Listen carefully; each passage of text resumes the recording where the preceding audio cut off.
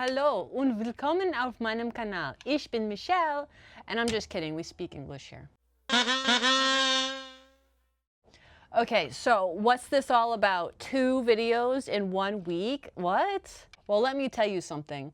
I was racking my brain. How can I show them how to make that star block in my previous video without touching any element of that pattern that I bought, because I cannot do that. That is stealing, it is unethical, it's unnecessary, and people, it's just downright scummy. So I took to Google, I took to Pinterest, I took to ChatGPT, and I hunted and I scourged every platform I could possibly find.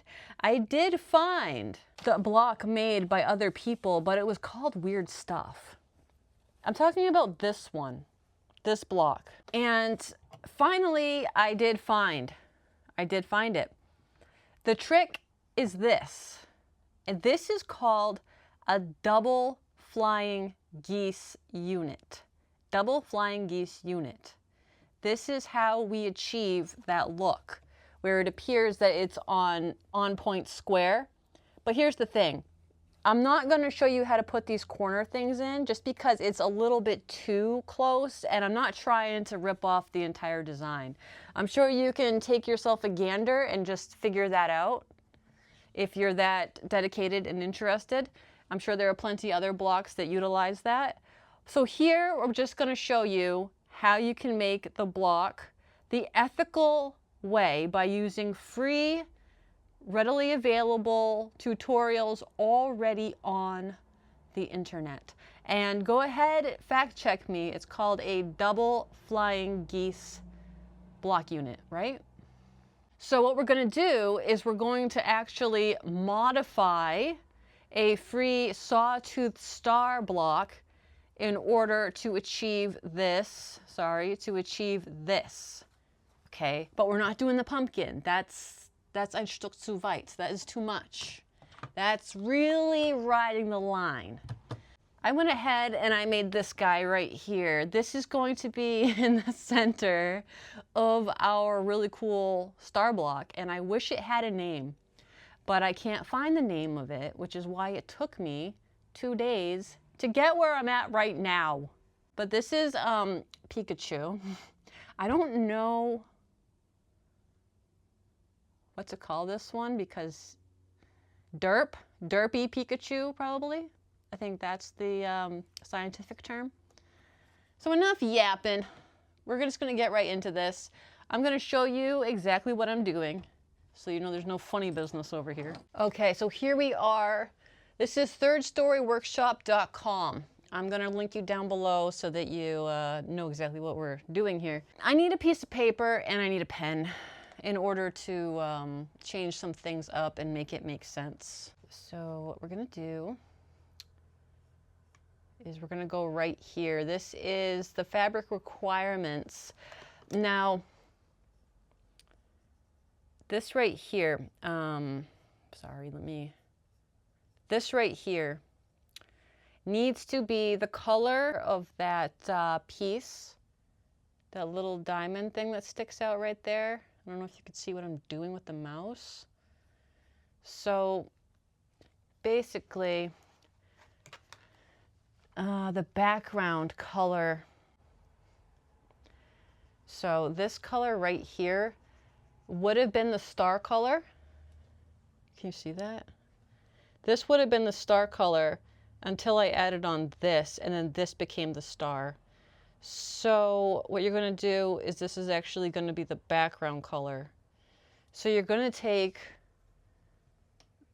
Fabric Bee Stars. That is going to be your background color, okay? So let's just make a little note of that. All right, so the star color, star. Okay, that's going to come last. We've got to make a note of that. Background is going to be the 4, 3, 3 5/8 by 3 5/8 square. All right. We're going to need 4 3 inches by 3 inches. And the big boy square. That's the, you can call it the diamond shape thing. Diamond shape color or fabric. That is going to be your 6.5 by 6.5 inch square.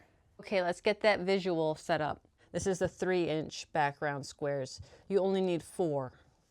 So you got your 6.5 by 6.5 inch big boy square.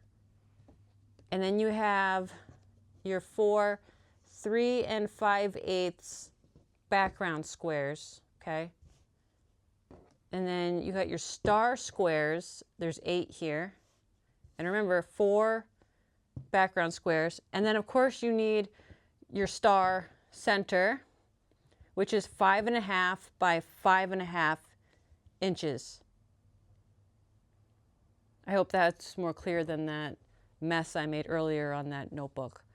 So the first thing we're going to do, following the directions from the website,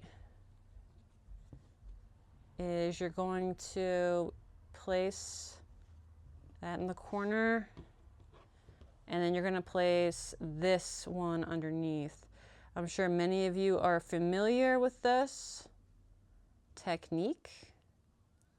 And then right down the center, you're going to draw a line, and then you're going to draw another line 1/4 inch to the left, to the right, and then to the left another 1/4 inch, and then you're just going to sew down the 2 sides and then cut right through the middle.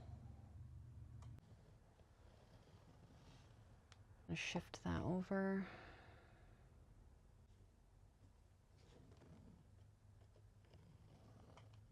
Okay.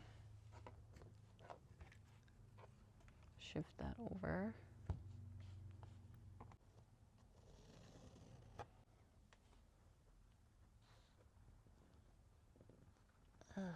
Okay. This, okay, so you gotta be careful with these. Everything's gotta be as perfect as you can get it. Otherwise you're gonna end up with a mess.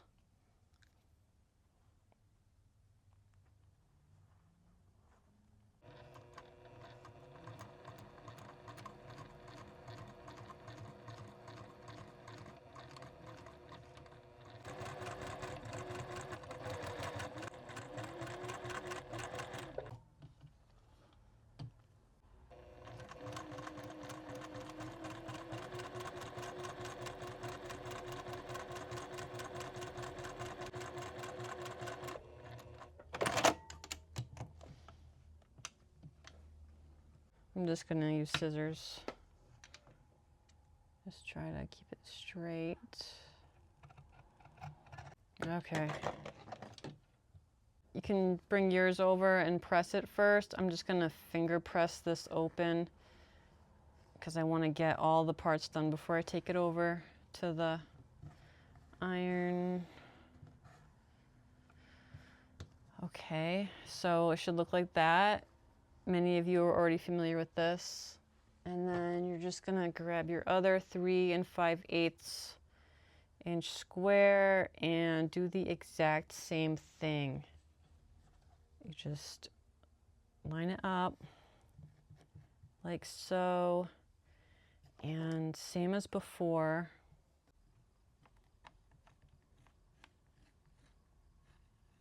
Got our cut line. Oh wow, that actually came out way better than I thought it was going to. And then the same thing, where you just put in the 1/4 inch line.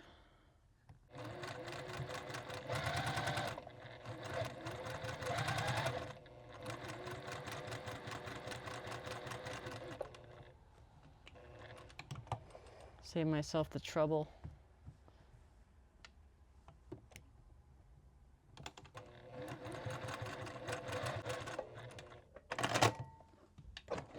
Okay.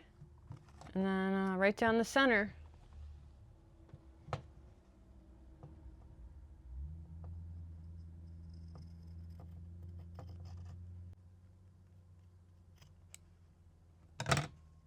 Okay.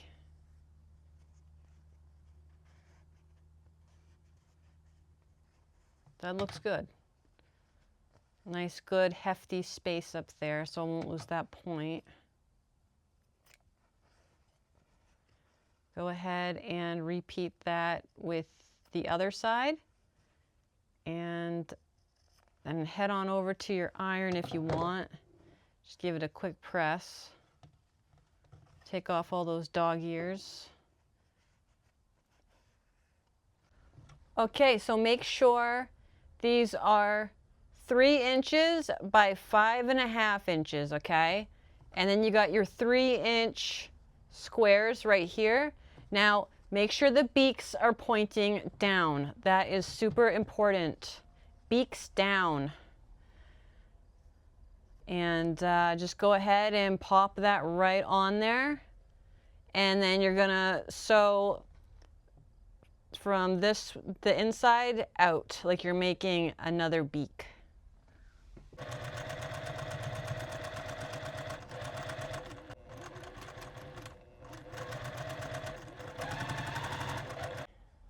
When you flip this up,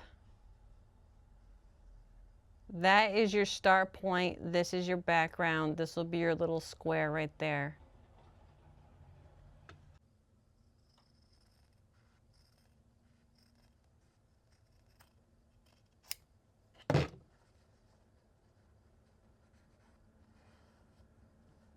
If you want, you can open it to reduce the bulk. Completely up to you. I'll probably just fold it up. I don't really care. Pop another 3-inch square on the other side. It's just like the name, a double flying geese.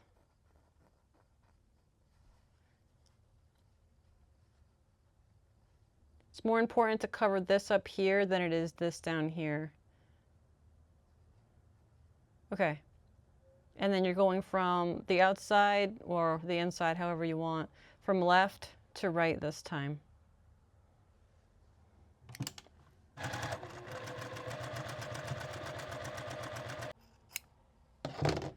And there we have it. Now off to the ironing board. Press these good. Get them lined up, you know, evened out. And then we're on to the final steps. We're all pressed up, looking fine, looking legit. And then we got our 4 background pieces. These go in the corners. So let's grab our main attraction, Derpy Pikachu. Ugh. And we're gonna pop the sides on. Can you see that? Kind of. I'm gonna pop those on. So just go ahead and line it up. It is a perfect fit. Talk about awesome. Okay.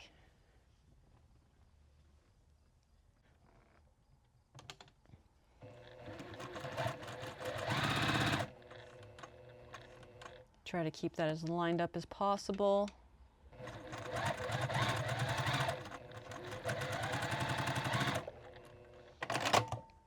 Okay.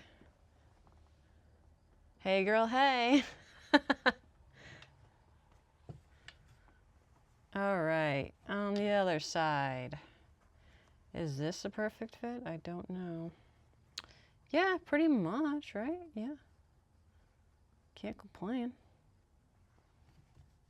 All right, 1/4 inch seam allowance. Okay, we got the sides on. See that? Next up, take your 2 3-inch background squares, right sides together. Of course, if you're using white or some other solid, I guess it really doesn't matter. Pop it on there. Okay, 1/4 inch seam as always.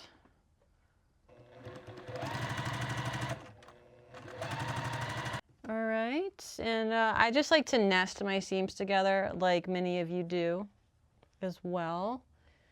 And I'll just pin that into place. Same thing over here.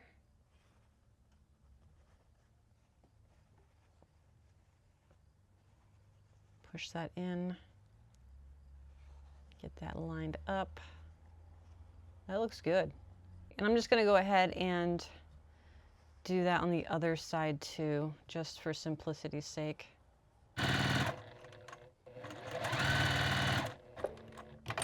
All right, let's see what the results are. Look, see? It's beautiful. I'm just gonna press it and square it up, but that's him. That's just, it's stunning, honestly. I might frame this and hang this up. Yeah, yep. That's what an embroidery machine will do for you, you know? It doesn't always have to be everything pieced up. It can do all kinds of creative stuff, and I think this just looks charming. It's beautiful, it's elegant, it's unique. It would make a lovely, whatever you want it to be. I mean, dang. Wow. Yeah, I'm impressed. I'm impressed.